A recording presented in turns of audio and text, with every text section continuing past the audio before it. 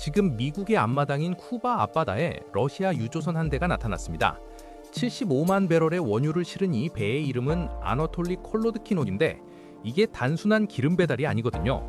미국이 이란과 전쟁을 하느라 정신없는 틈을 타서 러시아가 대놓고 미국의 턱 밑까지 칼을 들이민 상황입니다.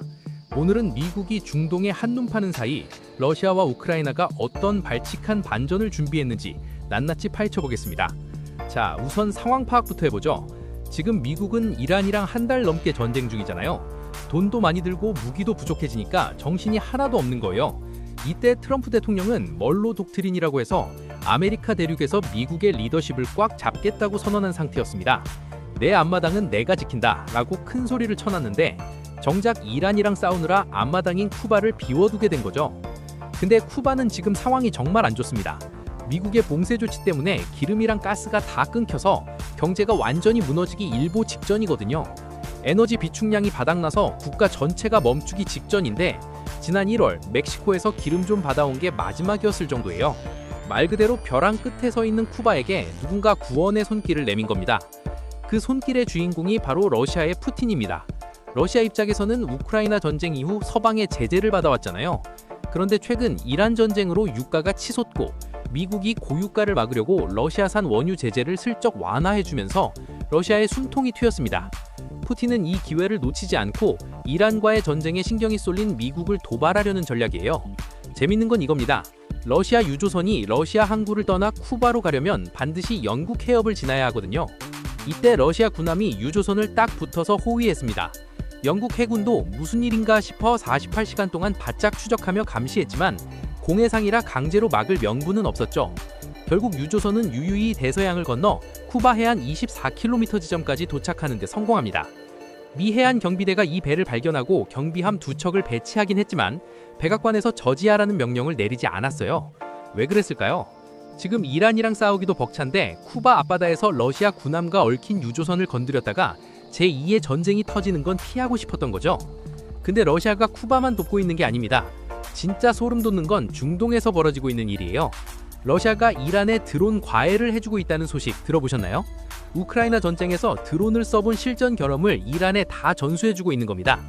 게다가 러시아는 위성 정보까지 이란에 넘겨주고 있습니다. 미군 시설이 어디에 있는지, 미군 함대가 어디로 움직이는지를 실시간으로 찍어서 이란에 알려주는 거예요. 러시아의 위성 데이터 덕분에 이란은 미군의 레이더 시스템을 아주 정밀하게 타격할 수 있게 된 거죠.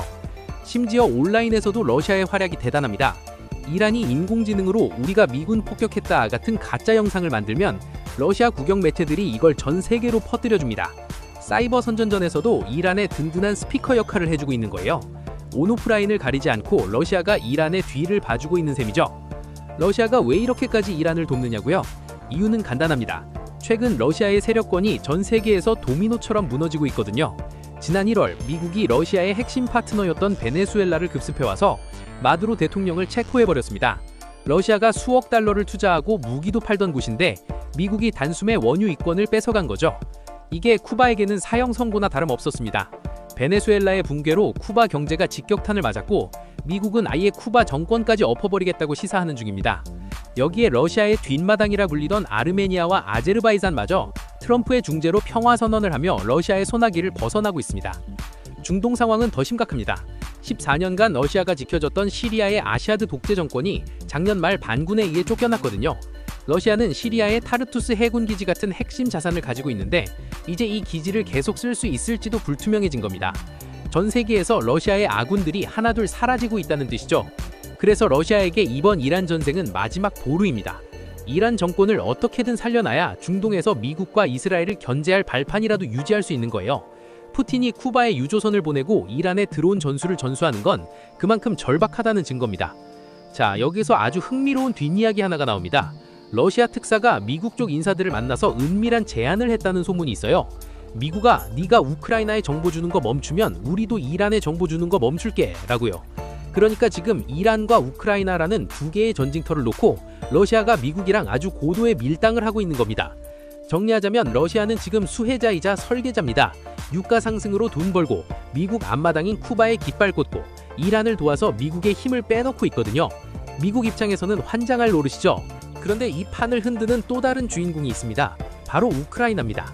미안하지만 우크라이나는 우리 전쟁이 아니다. 최근 트럼프 대통령이 뱉어낸 이 한마디에 우크라이나는 그야말로 날벼락을 맞았습니다.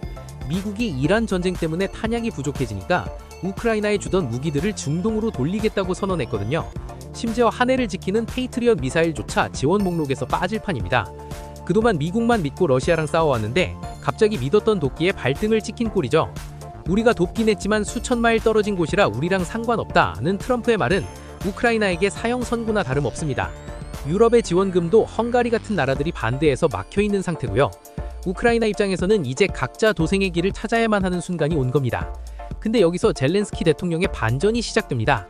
미국이 안 도와줘? 그럼 내가 직접 한다 라며 중동으로 날아간 거예요. 우크라이나가 갑자기 무기 수혜국에서 수출국으로 변신을 시도한 겁니다. 우크라이나가 뭘 팔 수 있냐고요? 바로 러시아랑 4년 동안 싸우면서 터득한 드론 사냥 기술입니다. 우크라이나는 그동안 수만 대의 이란제 드론을 요격하면서 엄청난 노하우를 쌓았거든요. 이란 드론은 우리가 제일 잘 잡는다는 게 젤렌스키의 마케팅 포인트입니다.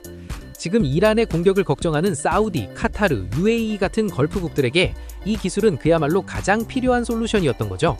결과는 대성공이었습니다. 우크라이나는 카타르와 사우디에 10년짜리 방위 협정을 맺었어요. 단순히 무기만 파는 게 아니라 우크라이나의 방공 전문가 200명을 현지에 파견해서 기술을 가르쳐주기로 했습니다. 미국이 주저하는 사이에 우크라이나가 중동 국가들의 안보 파트너 자리를 꿰차버린 거예요. 이게 왜 대단하냐면 우크라이나가 미국 의존도를 낮추면서 스스로 돈을 벌기 시작했다는 겁니다. 중동 국가들로부터 수십억 달러의 자금 지원을 약속받았고 부족한 에너지 문제까지 해결할 발판을 마련했습니다. 미국이 우리 전쟁 아니야 라고 선을 긋자 우크라이나가 직접 중동이라는 큰 손을 잡고 독자 노선을 걷기 시작한 거죠. 물론 이게 위험하기도 합니다. 이란 입장에서는 우크라이나가 자기들의 천적인 드론 방어 기술을 적국에 넘기니까 눈에 가시겠죠. 실제로 이란은 두바이에 있는 우크라이나 드론 시설을 공격했다고 주장하며 위협을 가하고 있습니다.